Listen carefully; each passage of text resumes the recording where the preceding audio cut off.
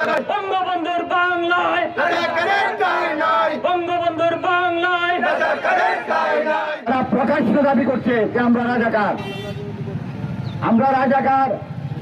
তারা প্রকাশ্য দাবি করছে, তারা মুক্তিযুদ্ধের চেতনাকে বিনিষ্ট করে তারা রাজাকার দাবি করে তারা প্রতিষ্ঠিত হইতে চাইতেছে। কুটা, এই কুটা তো আজকের কুটা না, এই কুটা অনেক দিন আগের কুটা। আজকে কুটা বিরোধীর নামে আসলে এই ৭১-এর পরাজিত শক্তিরা তাদের মততেই আজকে সাধারণ ছাত্রদেরকে এই সরকারের বিরুদ্ধে লেলিয়ে দিয়েছে। আজকে দেশে একটা অস্থিতিশীল অবস্থা সৃষ্টি করার জন্য।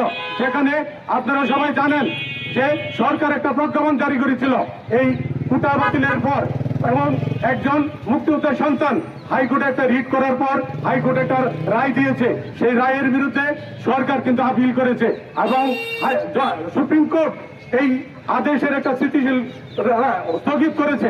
এরপরেও কিন্তু অহেতুক তারা আন্দোলন করছে।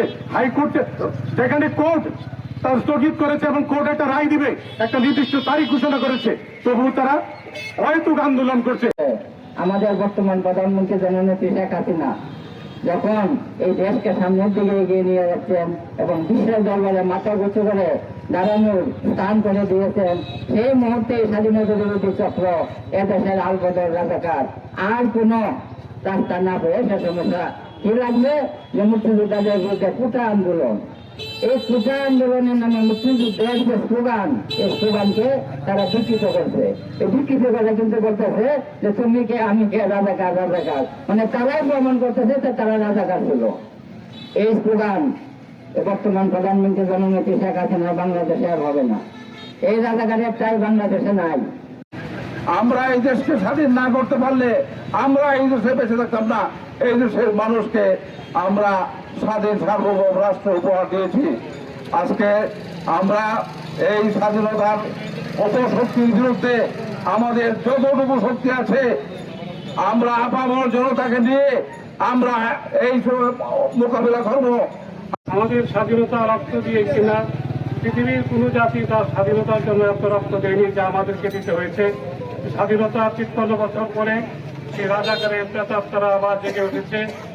সরকার মুক্তিযোদ্ধাদের তালিকা তৈরি করেছে, মুক্তিযোদ্ধা সন্তান নাতিদের চাকরির ব্যবস্থা করেছে।